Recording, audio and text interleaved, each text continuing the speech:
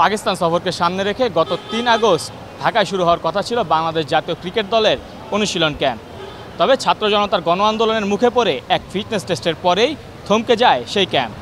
তাই তো প্রাথমিক পরিকল্পনা থেকে সরে এসে খানিকটা আগেভাগেই পাকিস্তান সফরে যাচ্ছে শান্ত তাসকিনরা।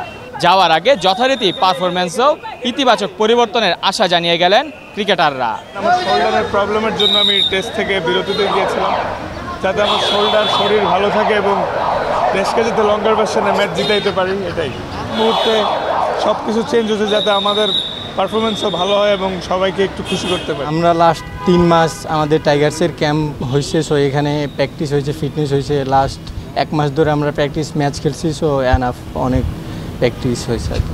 দেশের জন্য ভালো কিছু করতে চাই, দেশের জন্য ভালো কিছু করলে সবার ভালো লাগে, তো আমি চেষ্টা করব ভালো কিছু করার। এর আগে মিরপুরে সংবাদ সম্মেলন করেন জাতীয় দলের প্রধান নির্বাচক কাজী আশরাফ হোসেন লিপু। সেখানে ঘুরে ফিরেই আসে সাকিব আল হাসান ও রাজনীতির প্রসঙ্গ। সদ্য ভেঙে দেওয়া সংসদের সংসদ সদস্য ছিলেন এই ক্রিকেটার। এছাড়া পরিবর্তিত পরিস্থিতির কারণে দেশেও আসেননি সাকিব, ছিলেন না লম্বা দৈর্ঘ্যের ক্রিকেটেও। তারপরও কেন দলে রয়েছেন এই অলরাউন্ডার? বিশ্বে যেখানে তাকে স্বীকার করছে is one of the best allrounder, আপনি যদি গত 25 বছরে ধরেন হিসাবেই আনেন, তাহলে স্টিল হি স্ট্যান্ডস দেয়ার। তো আমি সেই মতামতের সঙ্গে যাচ্ছি।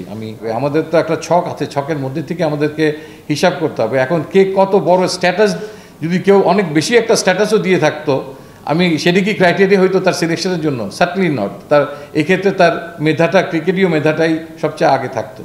এদিন খেলোয়াড়দের সক্রিয় রাজনীতি করা নিয়েও প্রশ্নের মুখে পড়েন প্রধান নির্বাচক।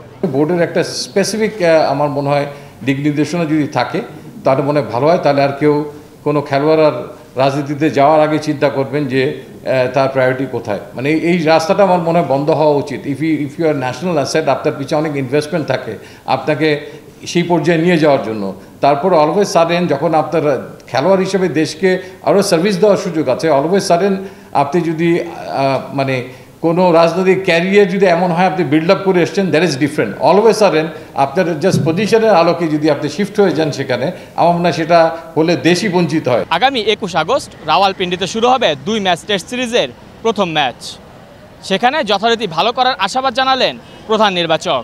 টেস্ট আপনি একটা ডিপার্টমেন্টে ভালো করে জিততে পারবেন না, সো দ্যাট আপনার ব্যাটিং বোলিং দুই জায়গাতে আমরা যথেষ্ট ভারসাম্য রাখার চেষ্টা করেছি। এখানে অপশনস অনেক আছে, so that as well catching is also important. আমাদের দেখেছি স্লিপস ক্যাচিংয়ে স্টিল আমরা ইমপ্রুভ করলেও আরও ইমপ্রুভ করার সুযোগ আছে।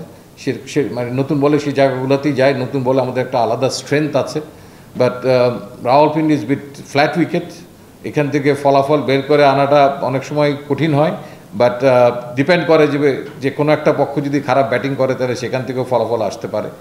মেহেদী হাসান মুন্না, এটিএন নিউজ, ঢাকা।